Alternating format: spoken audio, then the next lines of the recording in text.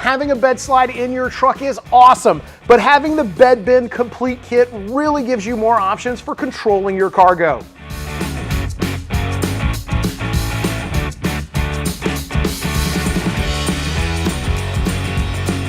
This 5-piece accessory kit is the perfect addition to the bed slide. This kit adds bin storage in 5 places. The bed bin sidekicks are placed over the top of the wheel wells. This is usually a wasted space, but these bins add easily accessible places to store toolboxes or other gear.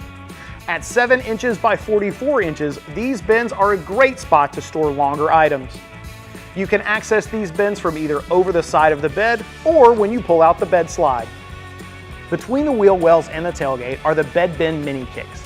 These add an additional 7 inches by 18 inches of storage.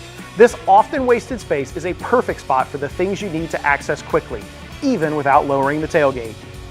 And finally, the bed bin upper tray adds a 16-inch by 44-inch storage tray that connects across the bed slide from side to side. This bin can be added along at any point of the bed slide from front to back. All the bed slide bins are made from high-quality aluminum, a composite material, and an all-weather soft surface inside the bin.